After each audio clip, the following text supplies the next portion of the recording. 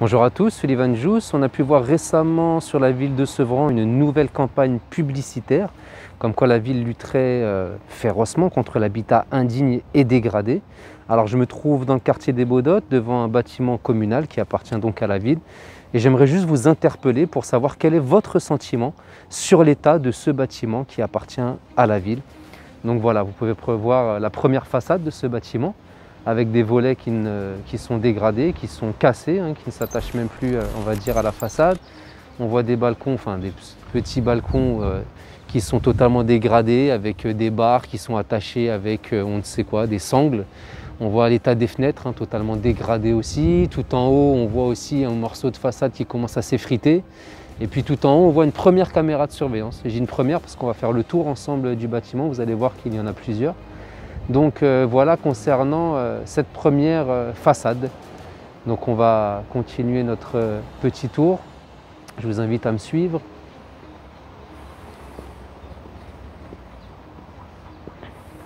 Là nous arrivons ici devant l'entrée du bâtiment. Donc la porte métallique que vous voyez ici, qui ressemble un petit peu à une porte de prison, si je puis m'exprimer ainsi. Donc c'est l'entrée du bâtiment. Voilà. Donc on entend bien au son que c'est du métal avec un digicode pour sécuriser l'entrée qui fonctionne, par contre c'est une bonne chose. Donc voilà, on va dire l'état de la porte d'entrée. On va continuer, sachant que nous nous trouvons aux abords d'une école, parce que ces bâtiments communaux, on le rappelle, initialement servaient pour héberger des professeurs, des enseignants donc en exercice. Après, ils ont changé un petit peu de vocation pour abriter du personnel communal. Et aujourd'hui, une grande majorité de personnes en situation d'urgence. Donc là, on arrive sur la deuxième façade. Alors je ne sais pas si on va bien voir, mais on voit qu'il y a des stores complètement dégradés. Là, ce volet-là est fermé. Alors non pas parce que les personnes dorment encore, mais parce qu'il ne s'ouvre plus. Et depuis que la famille a investi les lieux, le volet est cassé, ça a été signalé à maintes reprises par la famille, mais les travaux n'ont jamais été faits pour pouvoir réparer ce volet. Et quand on monte, on voit une deuxième caméra tout en haut du bâtiment.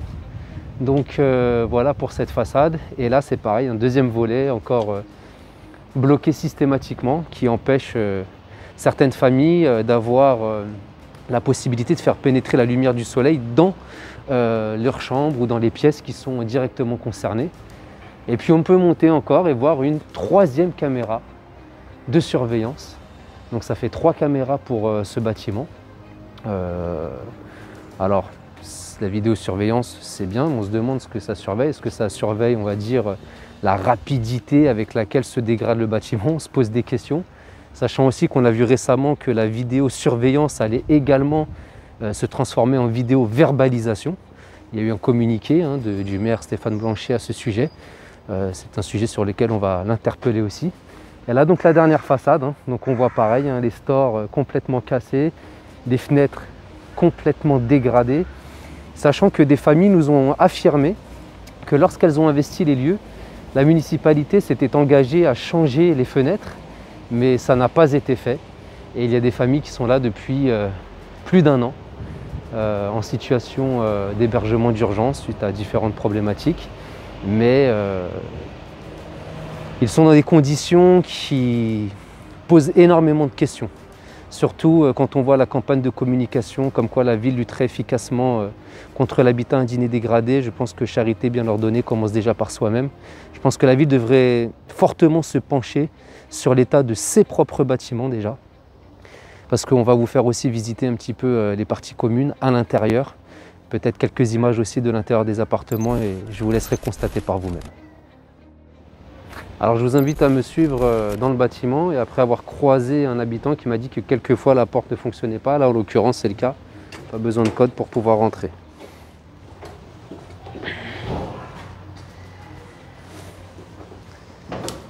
Alors j'essaye d'allumer. La lumière ne fonctionne pas en rez-de-chaussée, donc vous n'avez pas les odeurs, mais ça sent énormément l'humidité, ce qui explique aussi la présence de pas mal de moustiques et de moucherons. Donc on constate ici tout de suite les boîtes aux LED, vous avez pu les voir sur le côté. Ça reste que des boîtes aux LED, c'est pas le plus important, mais regardez ici la fissure qu'il y a dans la cage d'escalier. Alors c'est une fissure qui a été colmatée avec du mastic, mais qui est très épaisse. On voit même un petit décalage entre les deux parties du mur. Et ces problèmes de fissures, c'est un problème qu'on va retrouver tout au long du bâtiment, dans les cages d'escalier, avec des fissures qui vont, au fur et à mesure de notre montée dans les étages, être de plus en plus importantes. Là, on peut voir donc une fissure du bas du sol jusqu'au haut, jusqu'au plafond. Et ce ne sont pas des fissures uniquement de peinture, ce sont bien des fissures du mur qui s'étendent sur une grande partie des pans de mur dans la cage d'escalier. Là même en montant, on revoit encore du mastic. Ici dans les escaliers, avec une fissure très large, très épaisse. Alors on se pose la question, est-ce que la structure du bâti est fragilisée? Est-ce que les habitants sont potentiellement en situation de péril? On ne sait pas trop. Là, un extincteur. Pourquoi je le mentionne, extincteur? C'est un élément de sécurité primordial. Au 8 rue Pierre Brossolette, il y avait l'absence d'extincteur, ce qui constituait, à notre sens, une certaine mise en danger de la vie d'autrui, parce qu'en cas d'incendie, ça aurait pu avoir des conséquences très graves. Mais là, ils sont bien présents. C'est quelque chose d'important.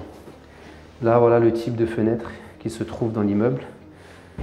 Je pense que ce sont des fenêtres qui doivent dater de la construction du bâtiment. On voit ici encore une fissure sous la fenêtre.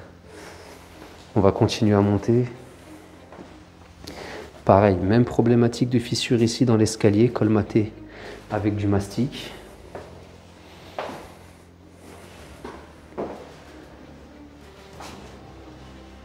Et là, vous allez voir en montant que ça se dégrade de plus en plus.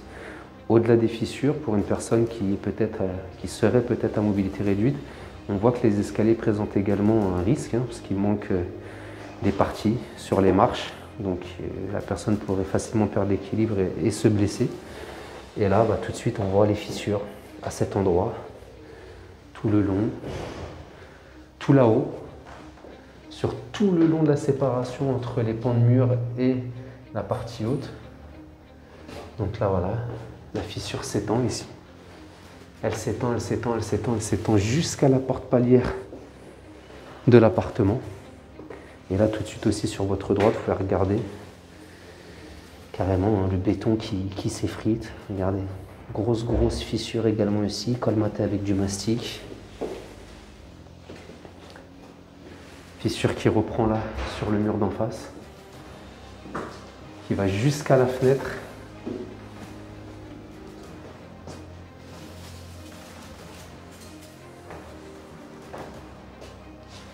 Pareil, le même type de fenêtre également, avec un système à l'ancienne, on va dire.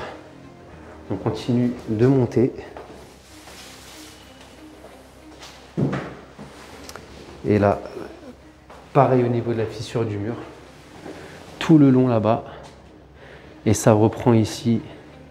Et là, on voit carrément qu'il y a un décalage entre les deux parties du mur qui sont séparées par la fissure et qui s'accentue au fur et à mesure de la montée jusqu'à la porte palière, encore une fois.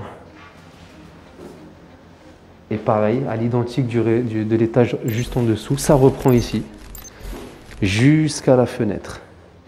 Et là, on voit bien ici que ça se fissure à différents endroits. Ça se fissure également ici juste en dessous de l'extincteur. Ça se fissure également ici en dessous de la fenêtre.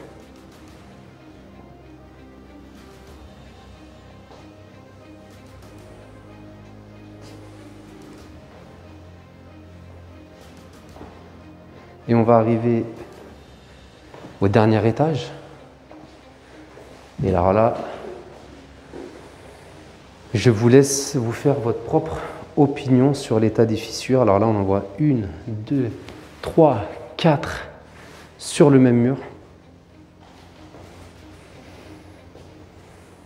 Et là, c'est pareil, celle-ci a provoqué un décalage entre les deux parties du mur.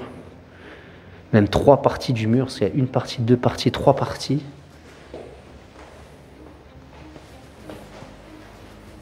Là-haut, c'est pareil.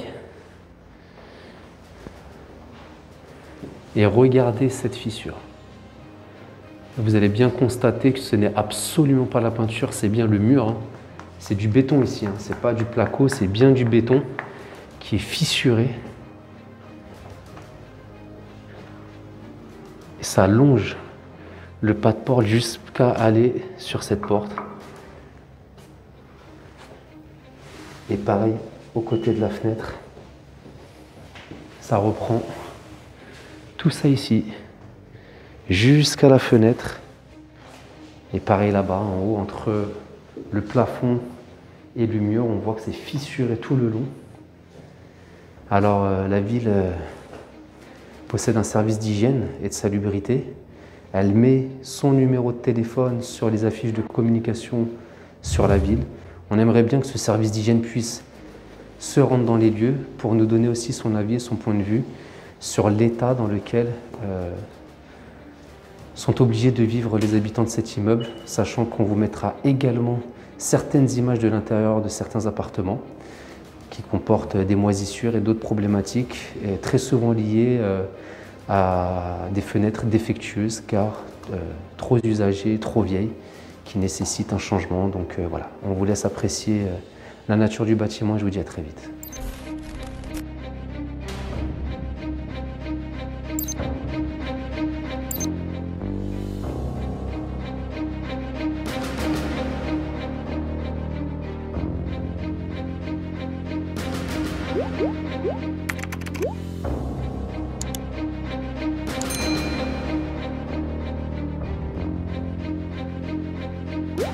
Yeah.